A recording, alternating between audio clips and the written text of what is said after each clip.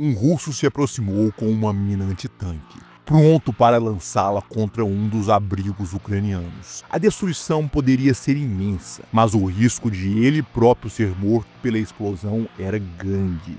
Drones ucranianos tentaram caçar os esquadrões russos que avançavam pela estrada, enquanto pelotões de assalto enviados por Kiev se preparavam para o combate. Os confrontos começaram na vila, com as forças ucranianas lutando para expulsar a grande quantidade de invasores.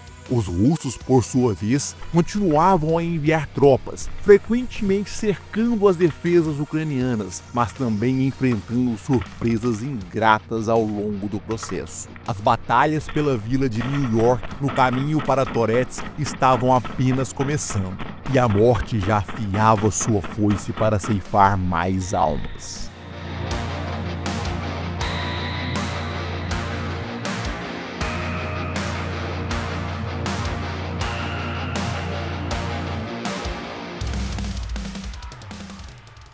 Seja bem-vindo ao Kraken BR. Antes de começar o vídeo, aqui vai uma dica para quem quer dar os primeiros passos no investimento em Bitcoin. Diversificar os investimentos é fundamental e para isso é essencial estudar e aprender. Uma ótima oportunidade é criar sua conta na NB pelo link no comentário fixado ou pelo QR Code na tela. Em menos de 5 minutos você abre a conta e investe pelo menos R$50 em qualquer ativo disponível. Depois, em até 7 dias, recebe R$25 de crédito na sua conta NB para usar como quiser. Essa é uma excelente forma de começar a investir com pouco e entender melhor o mercado. A NB é uma plataforma intuitiva, bem avaliada e com alta taxa de resposta e resolução de reclamações. Se você busca segurança para investir em criptomoedas, a NB é a maior plataforma de ativos digitais da América Latina, operando com transparência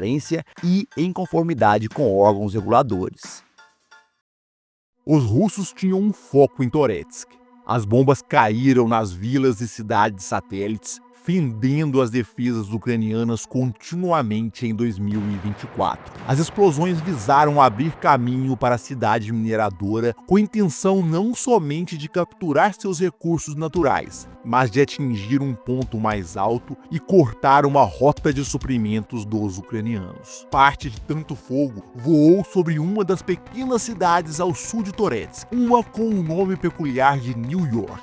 O topônimo podia ser explicado como uma referência à cidade americana devido a um parceiro de negócios ou devido à cidade de York, na Alemanha, de onde partiram alguns colonos para aquele local da Ucrânia ainda no século XIX. Os soviéticos chegaram a mudar o nome, mas no século XXI, a pequena cidade de 10 mil habitantes voltou à nomenclatura original.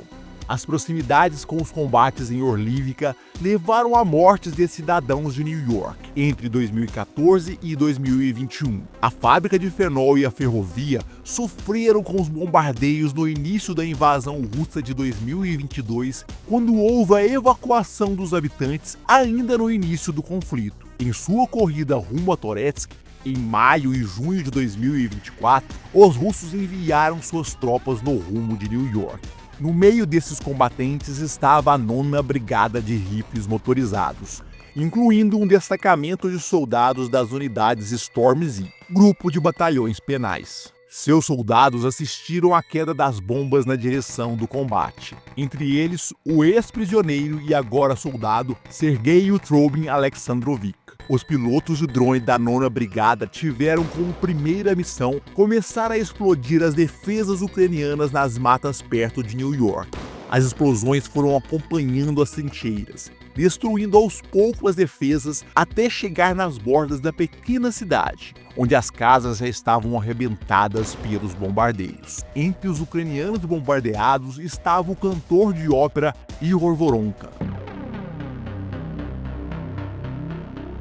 Os ucranianos dentro daquelas trincheiras muitas vezes pertenciam à 241ª Brigada de Defesa Territorial. Entre eles estava Ihor Voronka, lutando desde 2022, quando os russos deram seus primeiros passos dentro do território ucraniano. nunca havia entrado em combate até aquele ano fatídico da história ucraniana. Mesmo tanto de seus colegas tendo participado do conflito que se iniciou em 2014 na Crimeia e no Donbass, agora estava ali, vendo as bombas russas darem ritmo à sinfonia da guerra. Voronka sentiu a pressão das explosões em seus ouvidos. De cantor de ópera e ator, agora havia decidido segurar um rifle há mais de 2 anos e usar a voz para gritar ordens aos colegas. Estava a ponto de perder as posições nas bordas de New York no início de junho de 2024,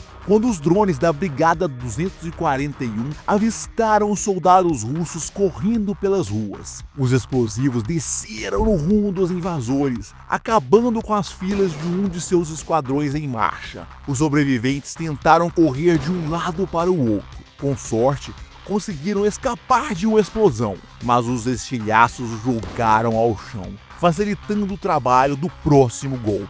Aqueles que fugiram para as árvores não tiveram sorte melhor.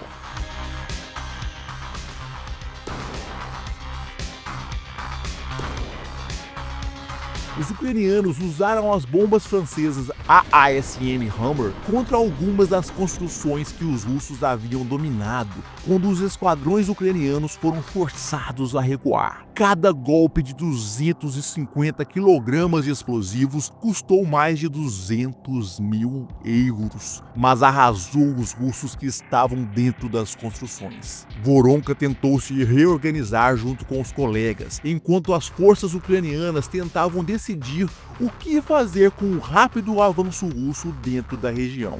Como comandante do 3º Pelotão, da 3ª Companhia de Fuzileiros, do 206º Batalhão da Brigada 241, o cantor precisou agir rápido para manter seus soldados vivos e ainda garantir que estariam de olho nos russos. Eram momentos tensos. Eles precisaram caçar alguns dos inimigos sobreviventes. Voronka brincou com o grupo antes de se concentrarem para um dos combates. Sempre fez isso no palco para aliviar a tensão dos ensaios e o nervosismo dos colegas antes das apresentações, mas ele mesmo tentava se conter naqueles momentos difíceis. Em 2023, ficou gravemente ferido e demorou a se recuperar. Agora era hora de preparar os homens menos experientes para situações de vida ou morte, quando os russos estavam tentando retirá-los de New York.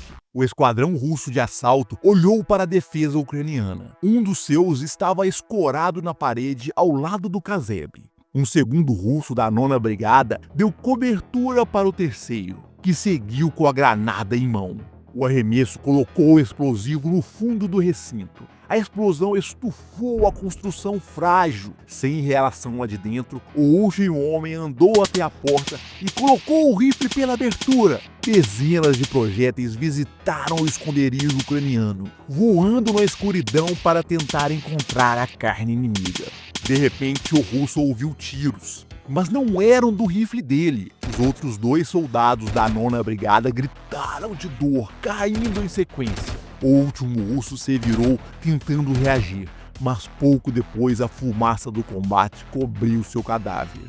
Voronka tinha que sobreviver a esses ataques com possibilidades constantes de cerco. Para evitar que seus soldados ficassem apenas nas posições defensivas, os esquadrões de assalto começaram a preparar seus equipamentos para iniciarem a caçada aos russos. Granadas, munições e kits médicos foram colocados nas mochilas. Os soldados começaram a transitar nas ruas. Entraram nas casas e nos prédios na busca pelos russos. Os tiros de rifles miraram nas silhuetas dos inimigos nas janelas à frente. Os explosivos traçaram seus rumos contra os russos, arrebentaram janelas nos prédios adjacentes. Depois os homens entraram nesses edifícios, começando lutas ferrenhas em ambientes fechados. Os feridos foram tratados antes de começar nova corrida entre as ruas.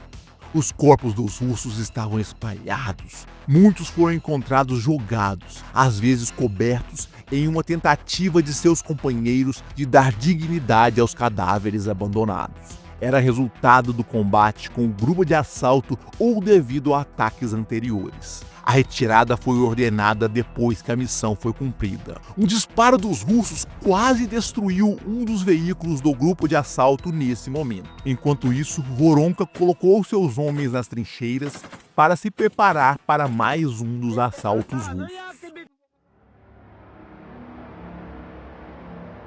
Sergei Utrobin Alexandrovich tinha 37 anos quando saiu de Perm, na Rússia, para seguir para a Ucrânia. Estava cumprindo sua pena quando ofereceram a oportunidade de ir para a zona de operação especial ao invés de ficar na colônia penal.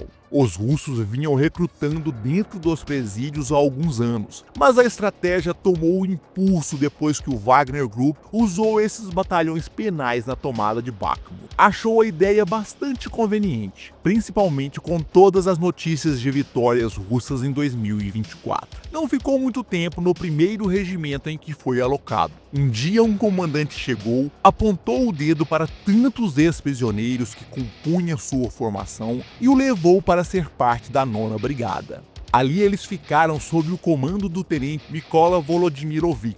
Ele já estava há um bom tempo lutando e também havia cumprido pena antes de se tornar parte das Forças Armadas. Utrobin soube que as bombas russas estavam caindo mais uma vez contra os ucranianos para permitir mais um assalto. Deram-lhe 3 granadas e o encheram de munição para começarem a avançar. As bombas FAB choviam sobre New York. Seu som arrebatador fazia até Utrobin tremer, mesmo depois daqueles meses no fronte. Ainda não estava acostumado com as explosões. Os mais antigos riram do novato. Era bom se acostumar.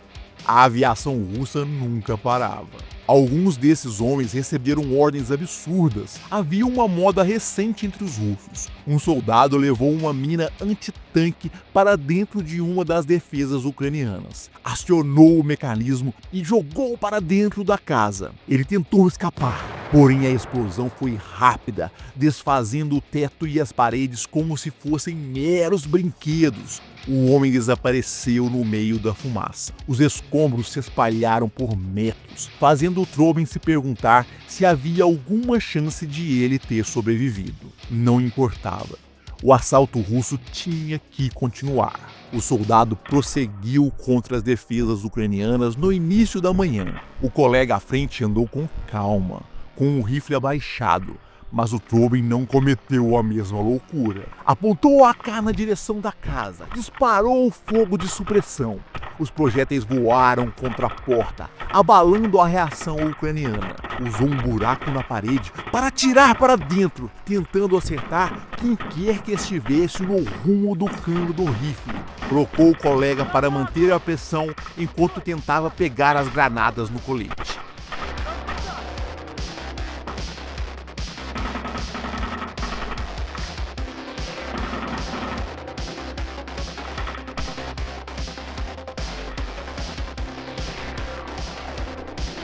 A primeira delas voou para dentro, outra voltou contra eles, fazendo-o pular no chão, carregando o colega distraído.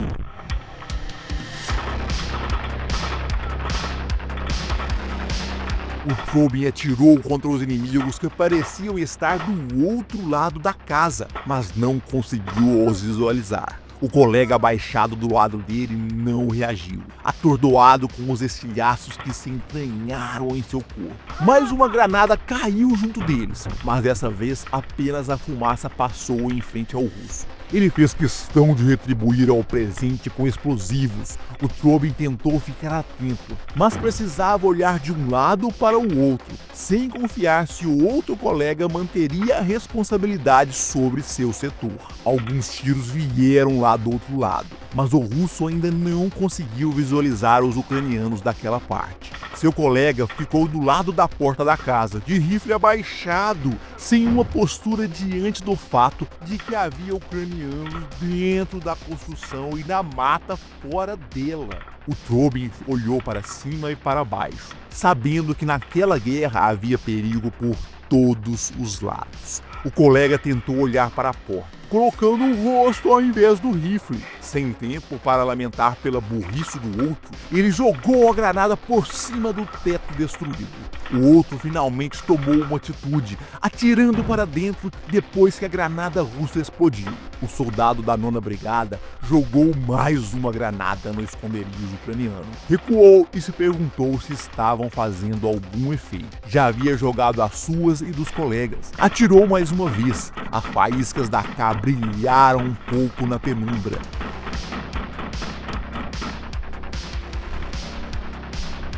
A fumaça saiu de lá de dentro, enquanto seu colega continuou imóvel em frente à porta. Ao menos estava servindo como escudo caso algum ucraniano aparecesse ali. O normal seria se aproveitar das granadas para colocar o rifle pela porta e atirar, sem se expor, apenas ameaçando os ucranianos. A fumaça saiu de lá de dentro, agora talvez por uma granada do colega. Outro explosivo foi arremessado contra eles. O russo recuou, começando a se preocupar com a situação. A fumaça cobriu seus olhos. O odor acre da guerra saturou seus pulmões. Um dos colegas, ferido da primeira granada arremessada pelos ucranianos, estava ajoelhado junto dele. O russo tentou não se embaraçar no companheiro no chão ao atirar contra os ucranianos escondidos no mato. Ele sacou um explosivo e estendeu o braço para lançar contra o mato. A fumaça subiu do outro lado, mas não foi acompanhada por gritos de dor. Atirou para suprimir. Estavam expostos demais para deixar o inimigo caminhar livremente. Colocou o rifle para cima, lançando projéteis. Tinha que olhar para todas as posições com um ferido a seus pés e um demente parado ao lado da porta. Irritado com a posição precária, atirou contra o mato e correu.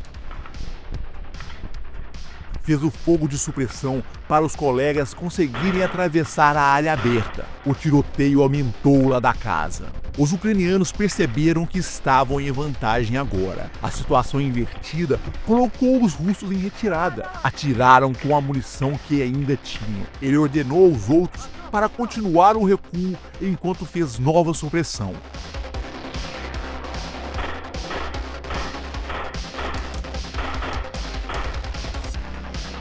Correu sob o risco de ser alvejado. O colega ferido caiu à frente.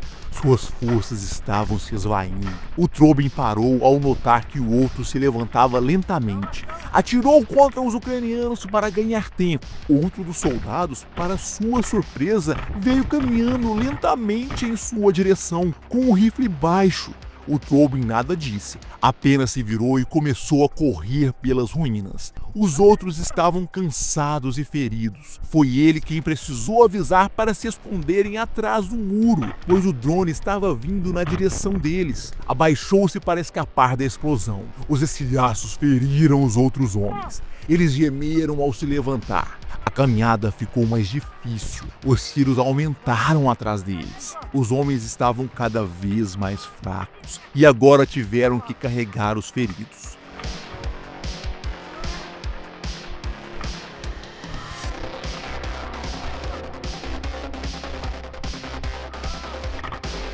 Os drones ucranianos estavam os perseguindo. Viram toda a sua trajetória agora com a luz do dia ajudando a apontar suas posições. Conseguiram um esconderijo para descansarem. O alívio foi cortado abruptamente pela explosão que ceifou alguns deles. O Trobin sobreviveu, vendo cada vez mais de seus colegas mortos. Os avisos de 200 e 300 saltaram pelo rádio, espalhando mais tensão entre os soldados. Malditos números, mortos e feridos. Malditos números 200 e 300. Nunca mais queria ouvir aqueles números na vida. As ordens eram para continuar defendendo a posição conquistada, não importando quantas vezes os 200 e 300 fossem anunciados no rádio. As bombas FAB voltaram a explodir. O Trobin sentiu o chão tremer.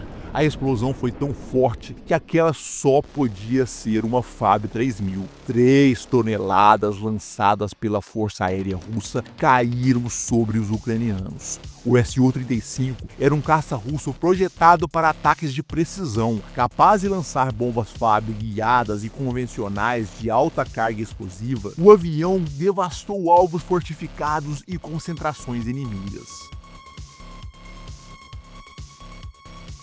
Igor Voronka viu aquelas explosões aumentarem em New York. Estavam há quase um mês protegendo a pequena cidade dos russos. Agora, no início de julho, ele notou um avanço mais agressivo e rápido dos inimigos. A defesa de uma trincheira não era fácil. A pressão era grande demais. Os ataques esgotaram os homens dia e noite. Não era somente a munição que ia acabando. A explosão exauriu o corpo.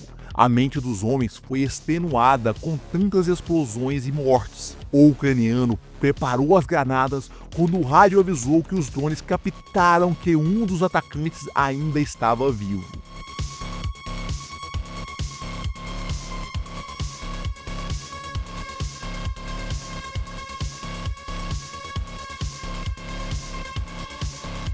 Eles andaram até a posição para jogar o explosivo. Tiraram a vida de mais um inimigo. Só que sua posição já estava entregue para os russos. Eles sabiam onde os ucranianos estavam se escondendo.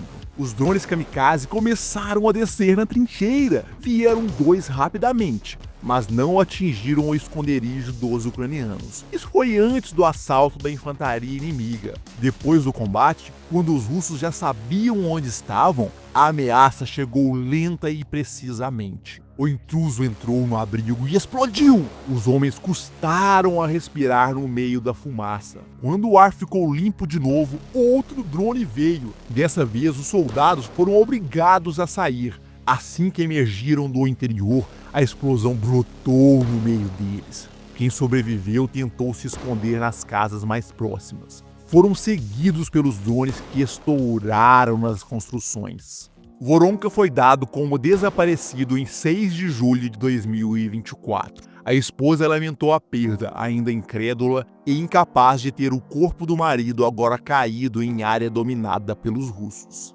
Seus colegas militares e músicos deram-lhe os pêsames. Já os russos continuaram sua progressão dentro de New York. O Trobin soube de uma nova missão para um dos soldados da 9ª Brigada. A 9ª Brigada tinha certeza de que New York seria deles em questão de dias. O Trobin não sabia bem o que deles significava. Talvez não dele ou de tantos outros colegas. Dos 150 do seu batalhão Storm Z, poucos restavam naquele momento quando surgiu a ordem para colocarem a bandeira em um dos prédios. Um dos homens, orgulhoso das vitórias, logo se voluntariou. Os comandantes assistiram satisfeitos pelo drone. Mais uma bandeira. O homem ficou feliz. Sabia que seria reconhecido como soldado da bandeira. Era um verdadeiro prêmio ser o herói que hasteou o domínio russo já na metade de New York. Também havia um drone ucraniano filmando o símbolo da vitória russa. Eles assistiram aquele homem recuando orgulhoso de seu feito. Os ucranianos entenderam que herói russo bom era herói morto. Enviaram-no para o além.